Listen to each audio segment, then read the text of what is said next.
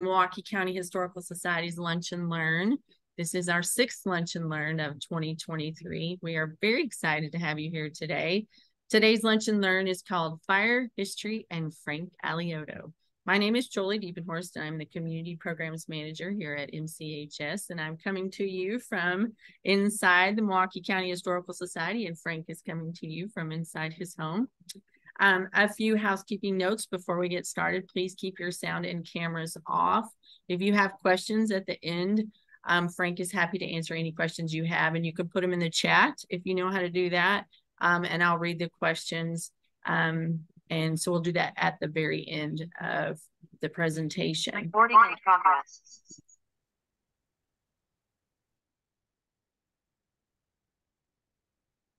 Just making sure everybody has their microphone off.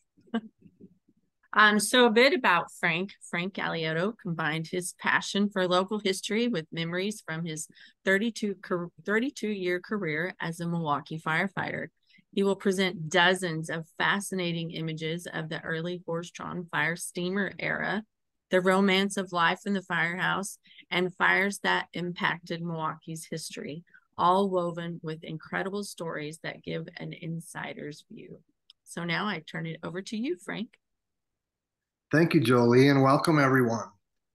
I'm excited to share this with you. As Jolie mentioned in the intro, I served on the Milwaukee Fire Department for 32 years. I've lived almost double that time, my entire life in the city of Milwaukee, a city which I absolutely love. You can do the math on that. And if you are joining us today, we obviously have some things in common, no doubt a passion for Milwaukee history and maybe how that intersects with Milwaukee Fire Department history. Before we get started, a little background. Milwaukee was officially incorporated. We're not advancing. Oh, there it goes.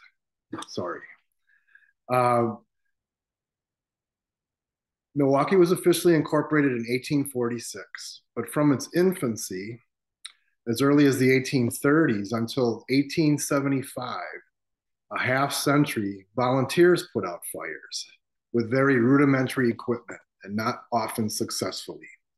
Keep in mind, this was an era of wooden structures, horse barns, and hay and straw, lighting was done by candle or lanterns. There were no built-in fire suppression systems or alarm systems, so fires were frequent. Volunteers fought the fires. They were often gangs or clubs divided among neighborhood and ethnic lines, and they had rudimentary equipment like buckets to put out the fires. Equipment was substandard, and they didn't cooperate necessarily, because whoever put out the fire got paid by the insurance company. So fights and chaos often erupted at the fire scene, and more buildings would burn. More competition than cooperation. By 1875, the city grew to close to 100,000 inhabitants, and the geography of the city was expanding rapidly. Finally, tax dollars were set aside for a full-time professional fire department. So once the city used tax dollars to establish a professional fire department, 6 firehouses were built scattered throughout the city. This is Engine Company 1, which still stands on Broadway and Wells, although it's been renovated many times and only the skeleton is the original part of the building. Uniforms were distributed. Here's some dress blues. Firefighting equipment, including steamers, steam pumpers, and fire gear were given out. One of the firehouses that's near to my heart, and I'll explain more about that later, was Engine Company 6. Here's a fascinating photo of Engine 6 on Brady Street. Recently closed due to budget cuts, but we hope to get it back. Notice the tower. Most firehouses had a tall tower like this to hang hoses to dry, as well as for a lookout person. Now, how you could determine what was a fire when uh, ships and factories and houses burn coal and wood for heat and energy, I have no idea. But they did have a lookout person because there was no phone system. It's a beautiful image of old Engine 6. It was built in 1875. And this is one of the crews of Engine 6. Beautiful steam pumper and their horses. This crew is Engine Company 4 on the near south side. I mentioned horses. Once the fire department was established, over 150 horses were brought into the department as well. They were just as important as the firefighters. And really, firehouses were glorified barns. The horses were stabled there and taken care of. There were veterinarians assigned to the fire department. And imagine living above horses. Firefighters work 24-hour shifts. We'll talk more about that later. On the right, you see a hose wagon. They would go along with the steam pumper, supply the hoses to put out the fire. So each steam pumper had an associated hose wagon, also drawn by horses. Here's a wonderful view of one of the downtown companies, I believe Old Engine 2, the steamer and the hose wagon and their horse team. This is a fire patrol wagon. The city finally decided that it would be prudent to patrol buildings, do fire inspections, and try to get ahead of fire prevention methods to minimize the events of fires. There are tons of old photos, beautiful photos of horses on their way to calls. This is Engine 5 that was on 11th and Galena. You can see it always drew onlookers. Every photo has people watching them go by. Must have been quite a scene to see them rushing to the fire. One problem with these steam pumpers is they were top heavy, and it wasn't unusual for them to turn the corner too fast and topple. This is Engine Company 6 again on Ogden Street on their way to a fire downtown. Excuse me, I believe this photo was on Wells Street. Seems like the toppling of a pumper, a steam pumper, drew as many people as the fire itself. And it happens so often, you can see they have a tripod to pull it up and right it. Here's Engine 7 on the south side after it toppled. Notice the cobblestones that were damaged in the street. Again, despite the rain, it drew a crowd of onlookers. This is Engine Company 8. As the city expanded, they added firehouses. And Engine 8 was among them. This house still exists. You may recognize it. The houses on the left are gone. That's where the freeway goes through on 7th and North. And here's a modern picture of it. There's a lot of old firehouses around town, and a keen historic appreciative eye knows how to pick them out. With the garage door and often a hayloft and some kind of markings above the door, and possibly remnants of the hose tower. This was occupied by the Inner City Arts Council for a long time, but the building still exists and it's in good shape. Here's another new use for an old building, an old firehouse. Engine Company 3, a great restaurant on the near south side, National Avenue. And you may recognize this as Old Engine 10 in the 3rd Ward, with a wonderful statue out front of a firefighter and a dog. This one was recent. This is old Truck 5, and it was recently renovated into a dwelling. Another new use for an old firehouse. Beautiful building, wonderfully restored. It still looks like an old firehouse inside. Here's a view of it back in the day. I mentioned steam pumpers. The other type of fire truck were ladder trucks. And ladder companies carried all the tools and equipment, as well as the ladders, to ventilate a building or rescue people. Notice they too have a dog. Often the dogs were traditionally house mascots, but also helped chase the horses and keep them moving. Especially Dalmatians were noted for that. That's how they became uh, related to the fire service. Here's a view, an industrialist, Henry Berstrom, built an aerial ladder for the Milwaukee Fire Department. Here it is in front of Engine One's quarters. And there it is in the air. Um, Beautiful photo, great looking invention, but it wasn't practical for use. It was considered a white elephant. Fire department only had it for a short period of time.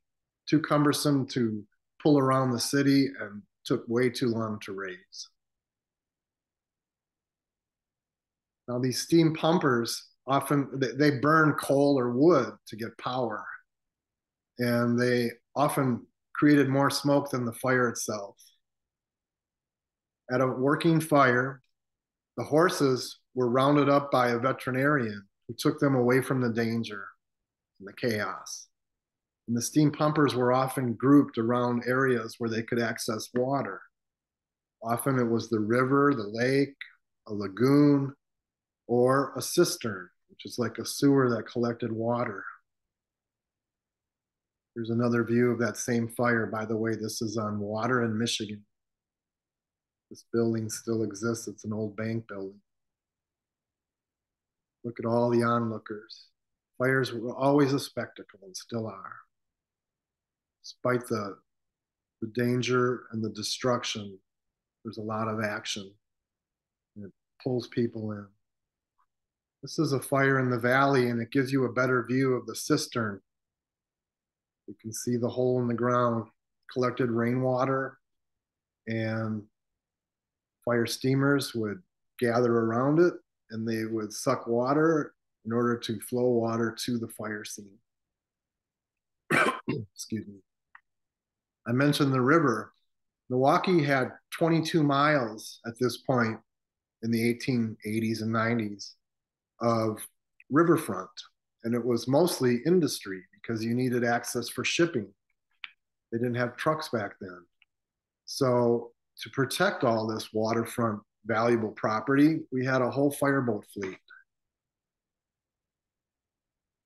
They had interesting names like the Torrent and the Deluge. These are grain elevators. Milwaukee had lots of grain elevators lined along the river, as well as factories, warehouses, coal piles, lumber yards. And you can see the need for fireboats to protect all that industry and commercial property. Again, some spectacular photos. The boats could suck water right out of the river beneath them and had a really good, powerful stream. And they also supplied water to the steamers on occasion if the fire was near the river. It's one of the last large fires fought by a full-time Milwaukee fireboat. This was the Metropolitan Block Fire in the mid-1970s. I remember this fire. It's a vacant lot now. You can see U-Zingers on the right, the building's still there. This was on what's now King Drive, Old 3rd Street. Here's another view of that same fire.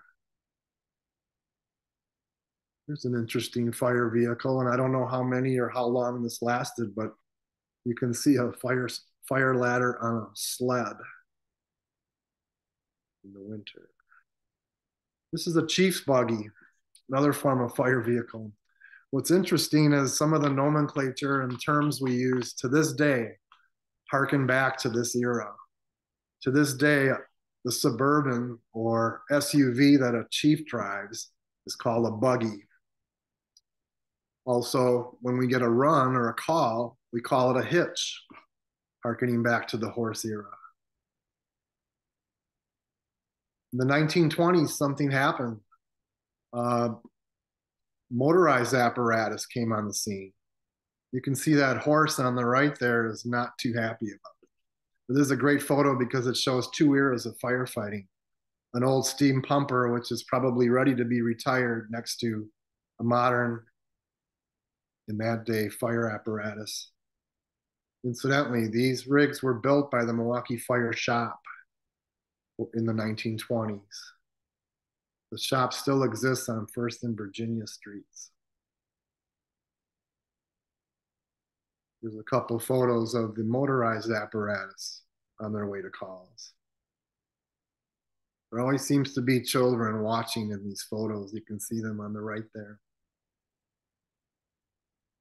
Here's a great shot of a post-war Engine 6. Beautiful photo. Their shiny fire truck. Now, over time, fire department didn't just respond to fires. They started going to all kinds of rescues, building collapses, people trapped on top of buildings, sewer rescues, rescues in ravines. They're all different ways that people get trapped or in trouble, and the fire department slowly, creatively devised methods to save them. This is a fire rescue squad with all kinds of specialized equipment for rescues other than fires. Here's another rescue squad. And that evolved into emergency medical service. Traditionally, the police had ambulances and they wouldn't do any kind of emergency first aid on the scene, really, except maybe stopping bleeding. In the 1970s, this is a little earlier than that, where the fire department began doing emergency medical calls. But by the 1970s, the paramedic service came into view and actually learned to treat people on the scene. And we do a much better job of saving people from any medical emergency rather than just rushing them to the hospital. Paramedics are in constant communication with doctors and have all kinds of protocols on giving medicines and IVs and so on. You can make your living room, if you, let's say you're having a heart attack or a stroke, you can make your living room into the hospital room and you get immediate treatment. Okay, a little bit about life in the firehouse. There's kind of a romance around the fire department. And part of it is you work a 24-hour shift and then get 48 hours off. So it's really your second family. Everybody chips in for meals, and one of the firefighters is determined to be the chef. Everybody helps out. And of course, there's all kinds of training with the equipment and cleaning the equipment after incidents. But there is downtime. Traditionally, they would play cards. In my era, it was more like shooting pool or playing ping pong, maybe a board game. Nowadays, it's more likely to be watching a movie or playing video games. Here's some great old photos. You have to be ready, be on call no matter what, whether you're cooking, eating, going to the bathroom, or sleeping. If the bell rings, you go. And here's some shots of the second floor where you jump into your boots, pull up your pants, and slide the pole and get on the rig. And in this era, they had to hitch the horses as well. Okay, the next chapter is fires that shape Milwaukee's history. It takes weeks or months or years to build buildings. I shouldn't even say weeks. But a fire can tragically take a building or a block of buildings down in hours. And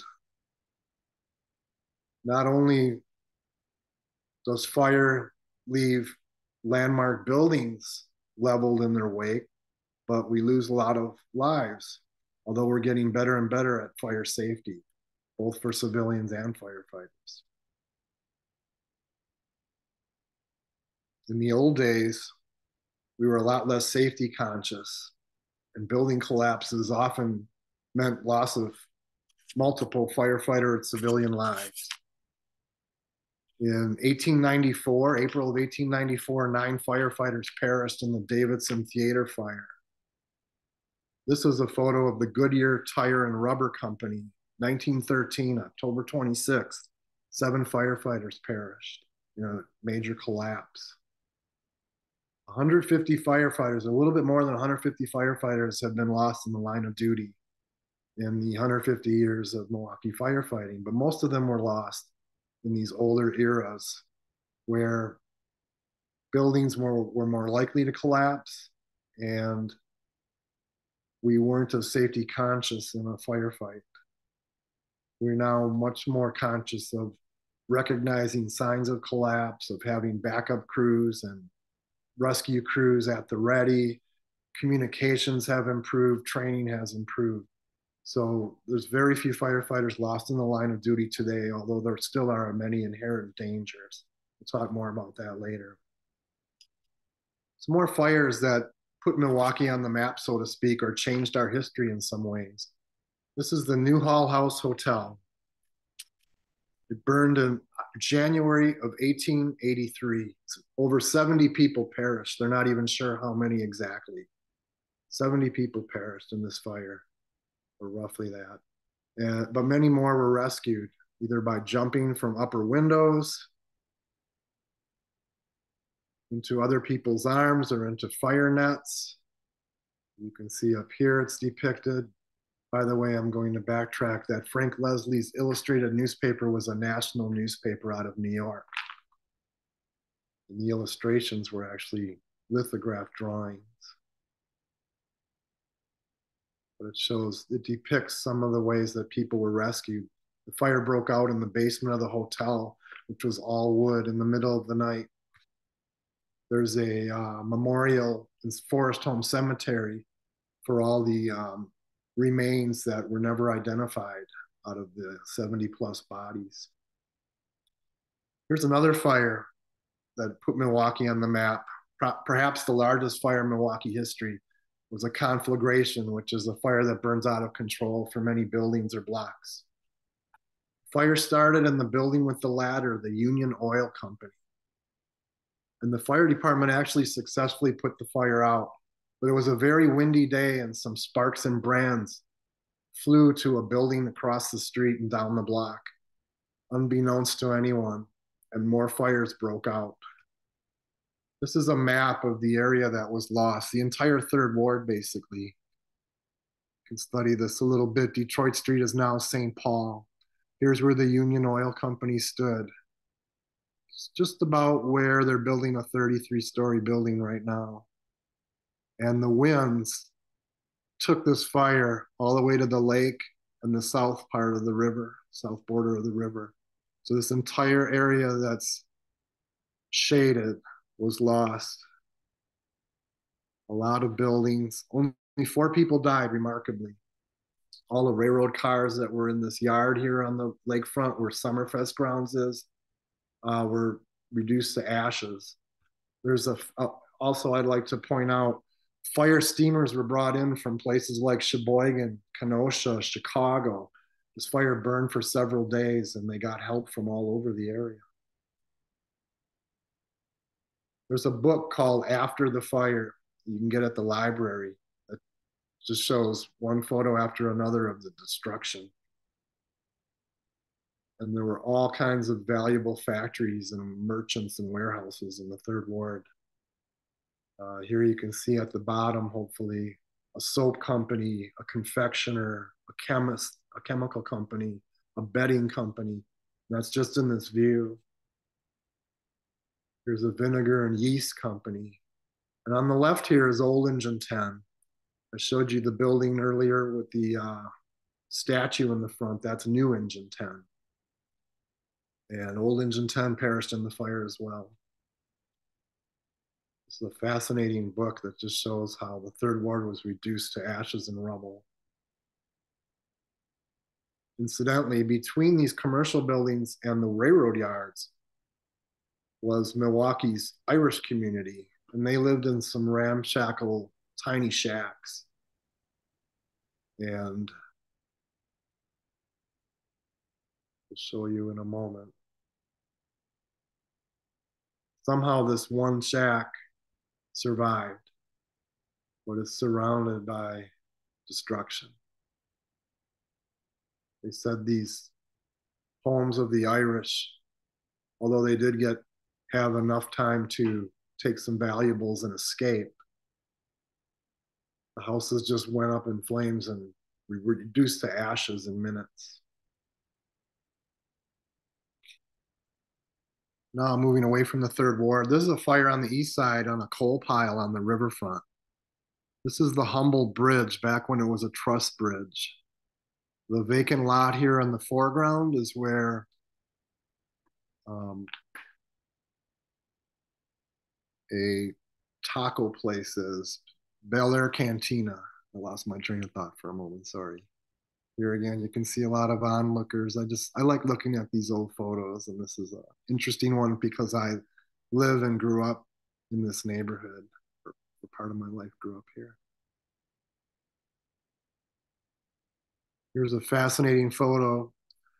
It shows when you pour water in the middle of winter, what happens. Despite the destruction, it makes for a beautiful photo. That's a furniture company or a furniture commercial development that was on Fond du Lac and Garfield.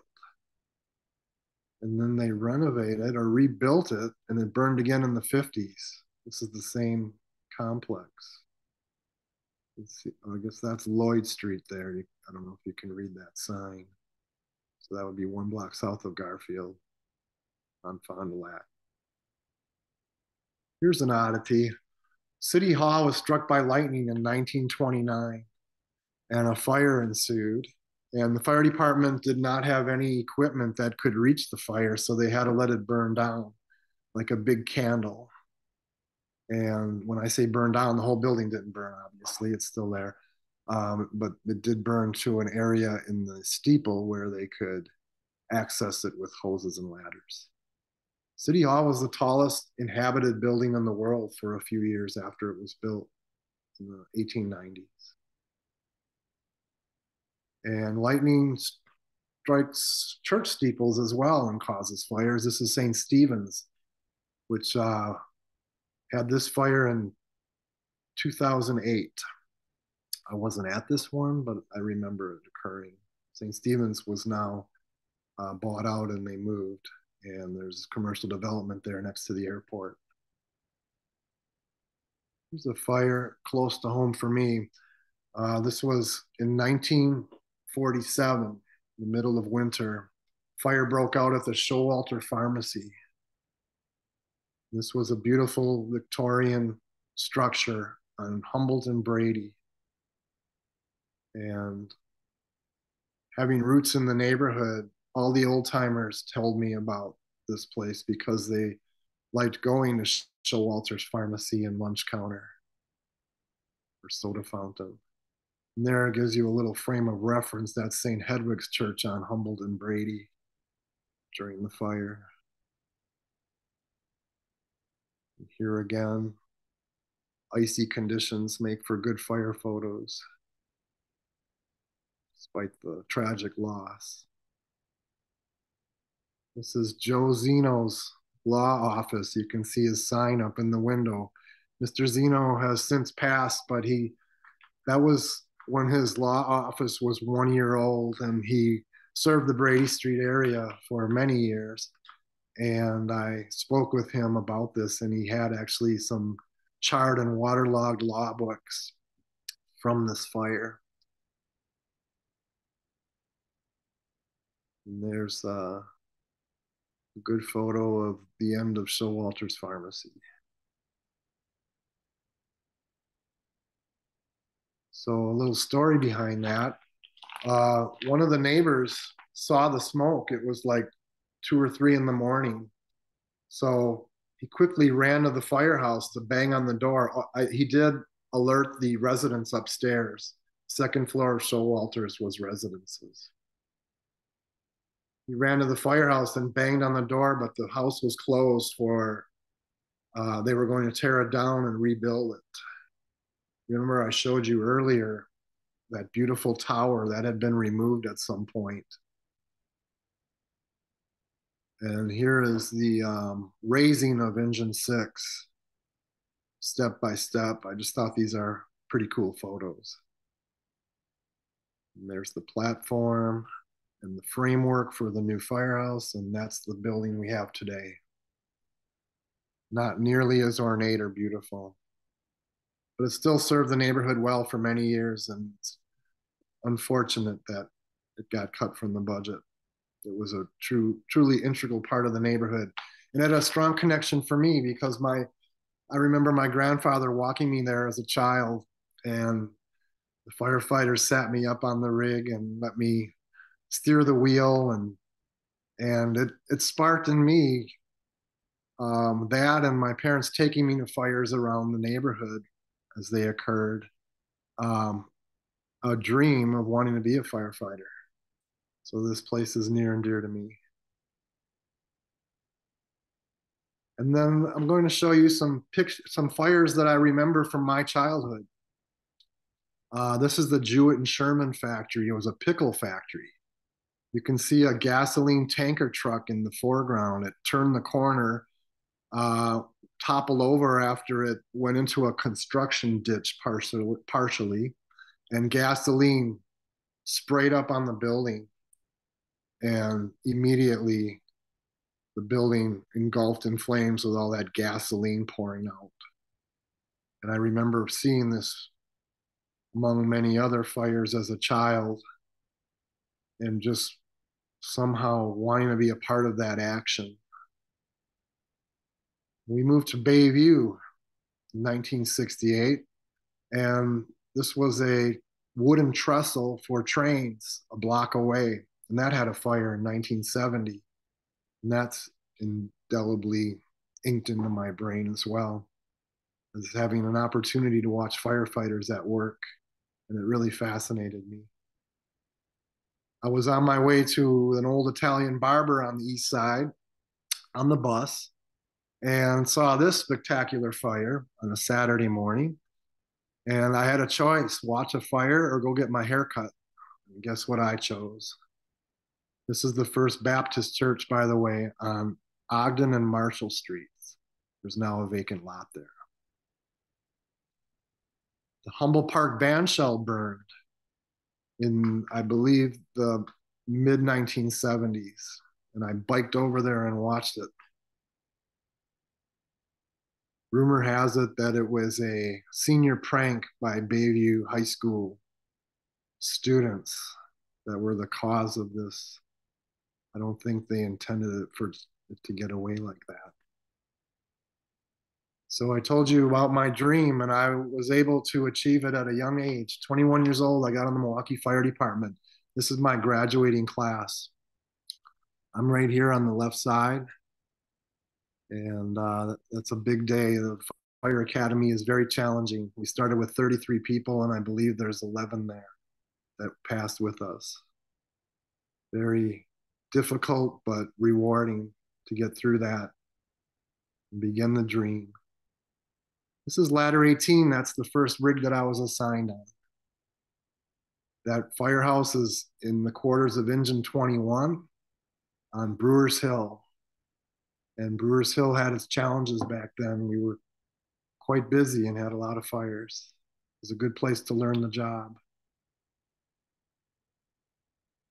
I lied. That wasn't my first assignment. Ladder 18 was not my first assignment. This was my first assignment in 1963, probably. So this is my very first fire, believe it or not. And I was lucky to get out of it, my crew and I. This is the Matthew Keenan house on Jefferson Street. It's still there. It was renovated after the fire. A month after I got on the job, I was the only one in my academy class without a war story at our first get together. And it was very frustrating because when you train for a job, you really want to do it. And this fire broke out February 24th, 1984. And we were sent on ladder 18 on the third alarm and went to an upper floor to check for extension of fire. And fire in these old buildings sometimes travels through the walls and can spread very quickly. And we became trapped on that second floor. We could not get down the stairway because it was burning, and we had to try to find a window, but the smoke was so black we could barely find our way around. We were in a panic. I was in more of a panic probably because I was the youngest. There were three of us up there. My boss, Jerry Borowski, Randy Zingler was a a firefighting companion, and that's my little head right there. We're yelling for help. We got the attention of some people by throwing equipment out of the window. They started to get us a ladder. Because of this air conditioning unit, it was difficult to get a ladder angle worth climbing. Randy was able to find his way onto the ladder. It took a little while. By that time, it was so hot, it was ready to flash over. This is me hanging out, feeling the heat. You can see Jerry as well, feeling the heat. I plopped down on my back because I couldn't get on the ladder in a timely manner. And Jerry came shortly after me. And then the fire began to flash over on that floor. We were so lucky to find that window and lucky to get out. This is me in the foreground. You can see my mask and the back of my coat was all charred. I had burns. I had a hernia from the fall, but we got out. This is what the building looks like today. They renovated it nicely. Some other fires that I remember from my career, the War Memorial Center had a fire. This is before fire companies were even on the scene, I believe. This is a fascinating one, and I've mentioned this, despite the destruction and tragedy of a fire, it makes for spectacular photos. And this is the Norman building on 7th and Wells. Fire headquarters is right across the street here. And that building was built to burn. It was very old and rickety and had a wooden atrium. And when a lot of firefighters who worked at Engine 2 there across the street would always say if that building ever has a fire, it's not going to be pretty. And look at how quickly it burned. But again, spectacular photos. Here it shows like when you start pouring water on a fire, how it steams up. But yet here it's burning so hot. Interesting, cool and warm juxtaposition. Another image of that. Here's another fire that I remember that was quite a remarkable Milwaukee history related one. This is the old Century Hall on the east side on Farwell Avenue, just north of North Avenue. The building 2 doors down was ignited in an arson fire, a gas explosion actually. And the fire quickly spread to the building next door to that one, and then Century Hall, and then a 4th building. And here is a bird's eye view of the destruction. This building still stands. It's Hacienda Brewery now. This building is where the fire started. That blew up. It spread to this building and then to Century Hall. That was quite a loss. It was a great bar, restaurant, bowling alley, meeting hall, concert venue. I remember going there in my late teens and 20s.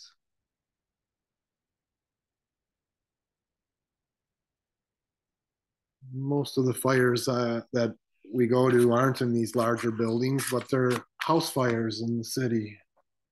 And this is one that I was at on 11th Street when I was assigned as a driver, heavy equipment operator at Ladder 12.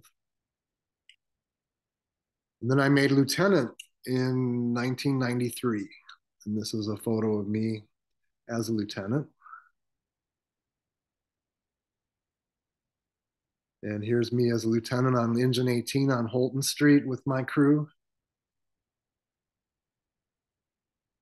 I ultimately made captain and was able to serve at Engine 6 on Brady Street.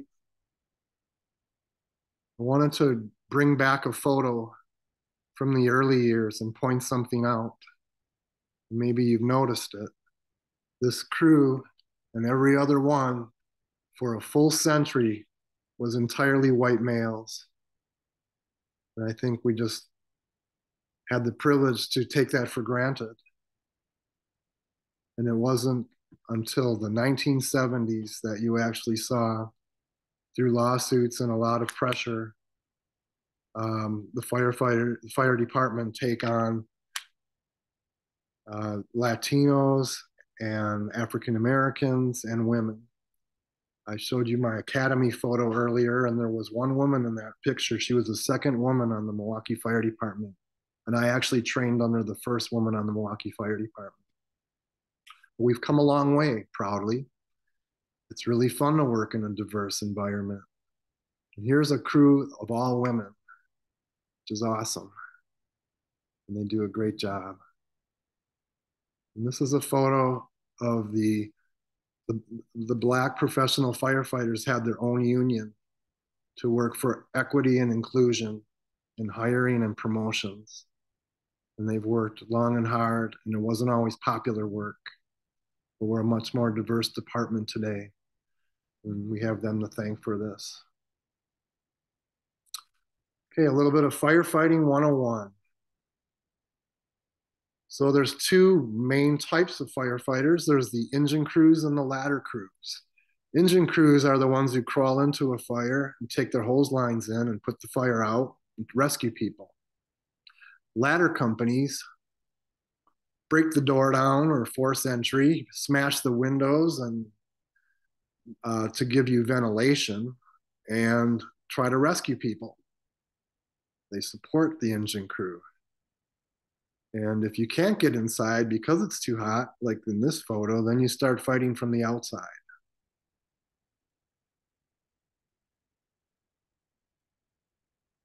Show you a few photos here. Now, you don't want a fire to spread to the house next door, as is happening here. So the priority is to get a hose line in between the buildings and just make sure you don't have 2 or 3 or 4 buildings going instead of one.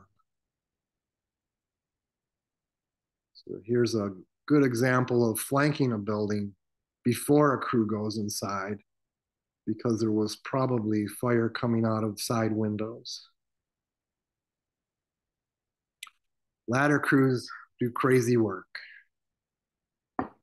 They open doors and windows, as I said. They put a hole in the roof, which a 4 by 4 foot hole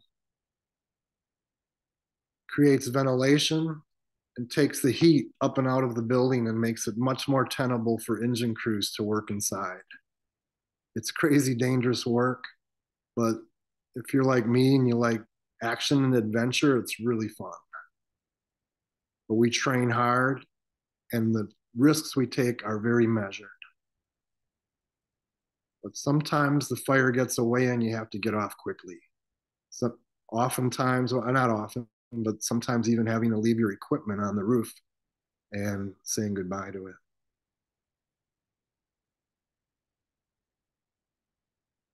There you can see the effects of putting a 4 by 4 foot hole in the roof. Most of the smoke and heat rise right up and out. That makes the fire visible to the engine crews.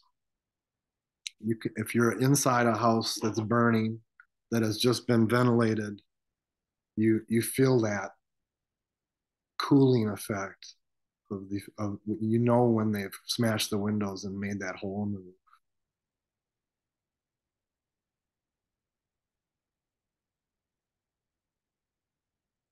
And then at the end of the fire, there's an overhaul period where you have to tear away all the things that may have fire beneath them, like the fascia boards. You can see there's probably fire behind there. Fire likes to crawl into those little crevices. So before this, they have to leave this building. There's probably an hour or two of just tearing apart all of the siding and the fascia boards and the side, anywhere where there's possibly fire behind. It's called the overhaul.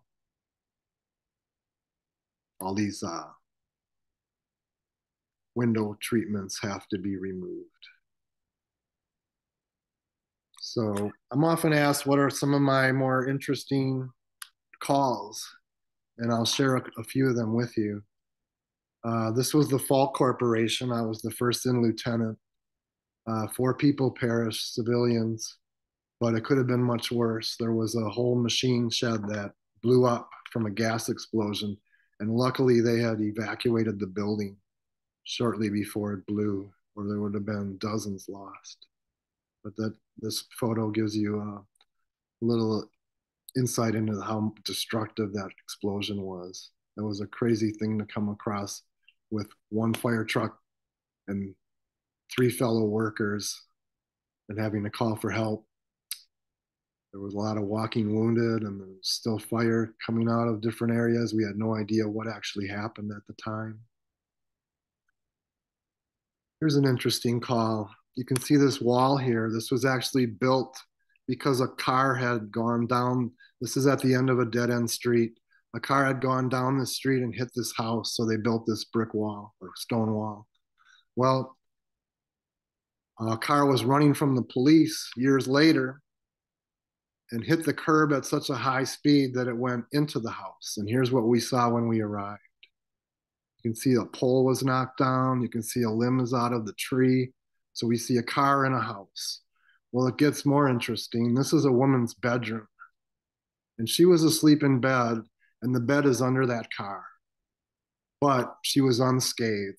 The car had embedded in the wall behind her, and this is the front of the car poking through in the hallway behind the bedroom. You can see the bed rails here, and it hovered above her. All she had was some oil, hot oil burns on her forehead.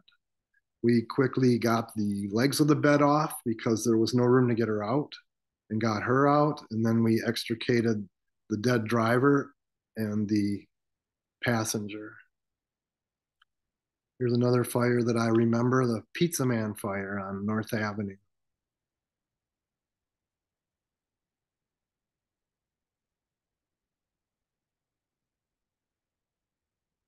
And here's me as a battalion chief. I achieved the rank of battalion chief shortly before the end of my career. And this is a fire on the south side. I served on Chase and Euclid and Battalion 4 at the time. And this is one of the last fires I was at out of probably thousands. And it was a very rewarding,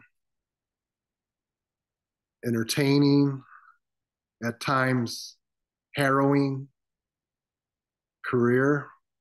But I can't tell you how much I love being part of the team and helping the city of Milwaukee.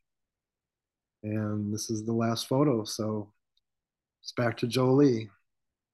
Thank you for showing up today. I can't hear you. That was a great presentation. And you leave us with this beautiful photo. So does anybody have any questions for Frank? You can put them in the chat, or you can unmute yourself, but try one at a time so we don't talk over each other.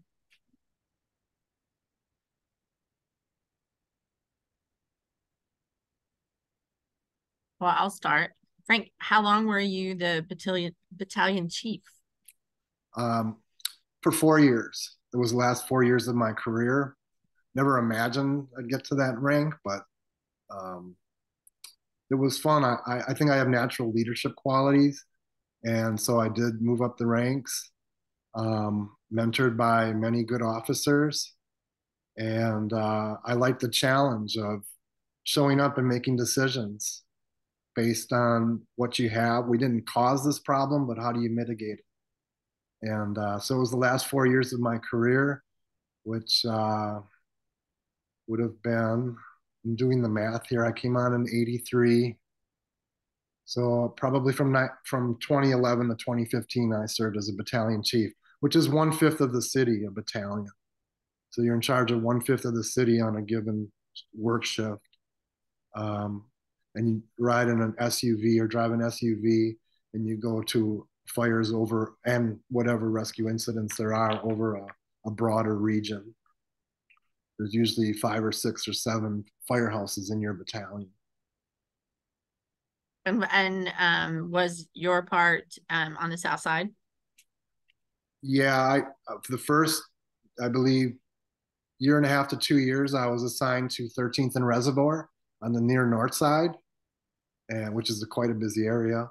And then the last 2.5 years was on Chase Street, Chase Avenue, just south of Oklahoma. So the area that I would have been in charge in is roughly 20th Street to the lake and downtown to the airport. Oh, that's a big area. Yeah, about a fifth of the city. Does anybody else have questions? You can put them in the chat or you can unmute yourself.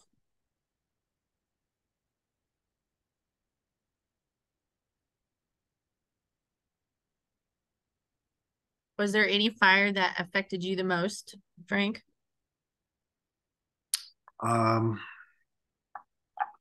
I would say when you say affected, if you mean like traumatized me, Yeah. I think I was pretty good at taking things in stride and realizing that I'm there to help and but there were some that left you unsettled and some of the shootings I was at because you go to emergency medical calls so obviously you go to shootings some of those were a little traumatizing um, yeah there was a couple particular suicides that stuck with me um, bad car accidents but we've gotten better and better at not saying, well, just learn to, deal with it. We as an officer too, you're instructed and trained now to recognize when these things are building up on an individual. And if they're acting out in some way late often, or maybe have an alcohol problem, who knows what, like to find the signs for that and address it. And after some of the more egregious calls, we gather everyone together and you have a chance to talk through it. And if you don't like to talk in a group, you can get counseling, on the side. So I think we've gotten much more sensitive to the issues around the trauma that probably builds up in an occupation like this. But early in our career, it was just you had to let it roll off your shoulders and get ready for the next call because you could see two or three really crazy things in the same day but to offset that there's also like hilarious calls that that we laugh about constantly there's one um, we would get a computer printout in the later years of what the call was and when I was a captain at engine 6 one of our calls on New Year's Day was drunk naked and stuck in a stroller and that's how it came through. And we're like, what could this be? So we get to this apartment building. There's sure enough, there's a woman in a hallway who was so drunk she plopped down in her neighbor's stroller in this hallway and passed out. So the neighbor called us because they couldn't get her out of the stroller, and she was naked, very drunk, and stuck. So stuff like that we can laugh about, and that kind of offsets some of the trauma I think too. Is like I could go on and on with crazy funny calls. That's good that there's a lot of fun in with all Yeah, of the and there's heartache and and there's a trauma. real camaraderie in the firehouse, because you see crazy things together and train together to prepare for these things. So it's a second family, and that really made it fun too. Is getting to know people really well. You sleep next to them and you eat with them, and you share the most intimate things for the most part, and it's a different kind of job that way, a different profession than any other that I can think of. Are you still in touch with all of your crew that you've worked with for all those years? There are events. There's a Chiefs social that I'm looking forward to in mid-December for retired Chiefs. There's a big picnic that used to be at Summerfest. They've since moved it, but there's a big picnic in the summer that I sometimes attend. Individually, some of it's kind of a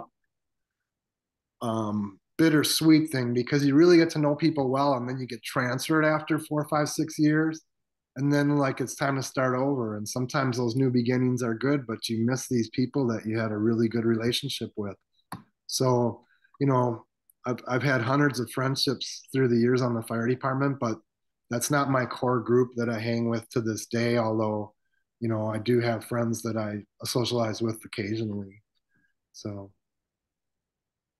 Mary just wants me to tell you that it was a great talk and great photos. oh thank you Yeah. Speaking of that, I want to thank Jim Lai from he was a firefighter with me as well, and he curates the Milwaukee photo collection for the fire department because we have our own historic society and photo archive. And Jim Lai shared a lot of those photos with me, not all of them. And I want to thank Arnie Helling. I don't know if he was able to tune in, but when we moved to Bayview when I was a child, after my parents had taken me to a lot of fires and it kind of spurred something in me, moved next door to a firefighter who kind of mentored me or very much mentored me in life and in achieving this job. So I owe something to Arnie Helling and I want to thank him. And I also want to thank my parents for encouraging me to follow my dreams. So there's that. That's awesome. So Arnold and I think maybe Jim is in the room, and I asked them to unmute them if they'd like to say something. Thank you for tuning in, Arnie. He's like a second father to me. I love the guy. Oh, that's great. So Mary Starr asks, where would be a good place to do research on a specific fire? Well, the fire department does have an archive, so you could go through our fire academy, which is where some of that is kept, although it's not necessarily open to the public. They could link her with people who have access to old photos and things and other memorabilia.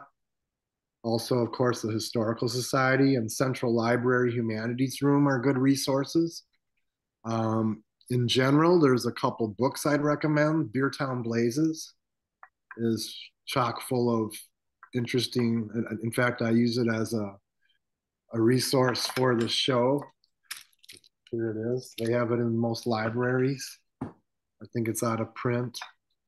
Um, yeah, but an individual like house fire or something, I guess newspaper articles. Yeah, she says thank you. Okay. Um, do you want to plug your book, Frank? This is a great time to do it. Well, this isn't fire related, but my wife Rochelle started our neighborhood newsletter and got me, knowing that I love history and love to write, started on doing chronicling Brady Street area history. That's where we reside and where my roots are, as I've said. And that led to an Arcadia publishing book, Milwaukee's Brady Street neighborhood. It's mostly pictures with captions, so it's easy for firefighters to read. But And you can purchase it from Frank directly, or we actually have it here at yeah, the Society it's as at, well. it's at bookstores, and the Historical Society has some copies, and they may contact me directly as well. Okay. Well, anything else you'd like to add, or does anybody have any more questions?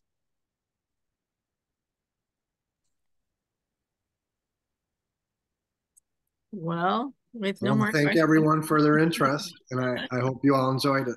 I see It was Bob Bivens is there. I see his name there. He's a there.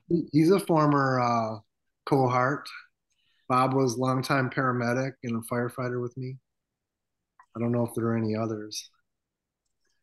Thank you very much, Frank. It's a very nice presentation. Nice to hear from you, Bob. Thanks for tuning in. Yep. Anybody else? Arnie, Jim, you want to say anything? I know it can be difficult to speak in front of a bunch of strangers. I get it. Yes. Well, I want to say thanks for everybody coming in, and to let you know that we will have another virtual lunch and learn in January. The topic will be determined at some point, and we'll let you know. Watch our social media pages and our website, MilwaukeeHistory.net. Frank, thanks so much for your time today, and everybody, thanks so much for coming, and we'll see you next time. Thank you. Bye, everybody. I can't believe we kept it to an hour. Of course. That took some work. Okay. Should I close out? Yep, Or, you're all okay. good. I will contact you about that painting though. Okay. Okay. Thanks, Frank. Happy You're healing. welcome. Tell your wonderful wife thank you for everything. All right. Thank you Okay. for inviting me, and I hope it was everything you imagined. It was awesome. Thanks Cool. so much. Bye, everyone. All right.